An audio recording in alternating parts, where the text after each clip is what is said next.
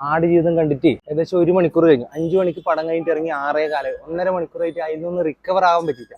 അത് തന്നെ കുറെ പറഞ്ഞ് ബോറടിപ്പിക്കാതെ സ്റ്റാർട്ടിങ് പറയാം. ഞാൻ 10ൽ 10 മാർക്ക് കൊടുക്കും. കാരണം ആ ബ്ലസ്സിയുടെ 15 കൊല്ലത്തെ ആ ഒരു അധ്വാനം അതിൽ കാണാനുണ്ട്. പെട്ടെന്ന് തീർന്നു പോയി, നമുക്കൊരു 2 മണിക്കൂർ കൊണ്ട് കണ്ട് തീർന്നു. പക്ഷെ ആ ഫീലിംഗ് ഇല്ലേ, സമയപരിധി ആലോചിക്കണം. ഈ സമയപരിധിന്റെ ഉള്ളിൽ കാണിക്കാൻ പറ്റിയതിന്റെ ഫീലിംഗ് ടോപ്പിൽ കാണിച്ചിട്ട് എനിക്ക് അതുകൊണ്ടാണ് അതിന് റിക്കവർ ആവാൻ പറ്റിയിട്ടാന്ന് പറഞ്ഞത്. കാരണം ആ ഒരു ഫീലിംഗ് എൻ്റെ ഉള്ളിൽ നല്ലോണം തങ്ങിപ്പോയി. അത്രയും ഇതിനെ മുകളിൽ ഒരു കഷ്ടപ്പാട് ഒരാൾ അനുഭവിക്കാൻ പറ്റുമോ, അങ്ങനെ തോന്നിപ്പോയി. ഒരു ഭക്ഷണം ഇല്ലാത്തത് കൂട്ടുചേരിക്കുക, ഒരു തുള്ളി വെള്ളം. പിന്നെ ഏറ്റവും ഹാറ്റ്സ് ഓഫ് കൊടുക്കേണ്ടത് പൃഥ്വിരാജിനാണ്. അത്രയും പൃഥ്വിരാജ് തന്നെ പറഞ്ഞിട്ടുണ്ട് ഒരു ഇന്റർവ്യൂവിൽ, ഇതിനേക്കാളും മുകളിൽ എന്തെങ്കിലും ചെയ്യാനുണ്ടോ എന്ന് ചോദിച്ചാൽ ഇല്ല എന്ന് തന്നെ പറയും. കാരണം അദ്ദേഹത്തിന്റെ എക്സ്ട്രീം ചെയ്തു വെച്ചിട്ടുണ്ട്, അത് അതിൽ കാണാം. പൃഥ്വിരാജിന്റെ അഭിനയം മികവിന് ഇതുവരെ ഞാൻ പൃഥ്വിരാജിന്റെ ഇത് കണ്ടിട്ട് ശരിക്കും പറഞ്ഞാൽ ഞാൻ ഒരു ഹാർട്ട് ഫാനായി പോയി. അത്രയും ഒരു ഒരു പടത്തിന്റെ ഒരു ക്യാരക്ടർ വേണ്ടിയിട്ട് അത്രയും ചെയ്യാൻ പറ്റും. ആ ഒരു ബോഡി ട്രാൻസ്ഫോർമേഷൻ ഒരു രക്ഷയില്ല എന്ന് പറഞ്ഞാൽ ഒരു രക്ഷയില്ല. ഡ്രസ് ഇല്ലാതെ ഫുൾ ബോഡി കാണിക്കുന്ന ഒരു സീനുണ്ട്. അതിൽ നമ്മളെ നെഞ്ഞ് തകർന്നു പോവും. ഇത് ഓരോ നിമിഷം അറിയാം ഇത് പൃഥ്വിരാജ് അഭിനയിക്കുകയാണ്. ലൈഫല്ല, റിയൽ ലൈഫ് ഒരാൾ അനുഭവിച്ചു കഴിഞ്ഞു. അപ്പൊ ഇത് വെറും സിനിമയാണ്, അഭിനയമാണെന്ന് മനസ്സിന്റെ ഉള്ളിൽ അറിയുമെങ്കിലും അത് ആക്സെപ്റ്റ് ചെയ്യാൻ പറ്റുന്നില്ല. അത്രത്തോളം ഡെപ്തിൽ പൃഥ്വിരാജിന്റെ ആ ഒരു ട്രാൻസ്ഫോർമേഷൻ മൊത്തത്തിലില്ല. ആ ഒരു ബ്ലസ് ചെയ്തു വെച്ചാലും മനസ്സിൽ തങ്ങിയിട്ടില്ല.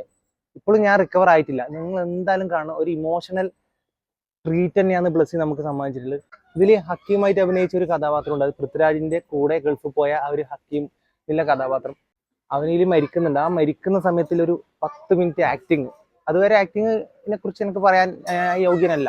ആ 10 മിനിറ്റ് ആക്ടിങ് എന്ന് പറഞ്ഞാൽ എങ്ങനെയാണോ റിയൽ ഒരാൾ വെള്ളം കിട്ടാതെ മരുഭൂമിയിൽ കടന്നു മരിക്കുന്നത്, അതിന്റെ ഒരു എക്സ്ട്രീം ആ ചെക്കൻ വേറെ പടത്തിൽ കണ്ടതായിട്ടൊന്നും അറിയില്ല. പക്ഷെ അത്രയും എക്സ്പീരിയൻസിലൊരു അഭിനയിച്ച ആളെ പോലെ അഭിനയിച്ച് ജീവിച്ച് മരിച്ചു ആ സിനിമയിൽ.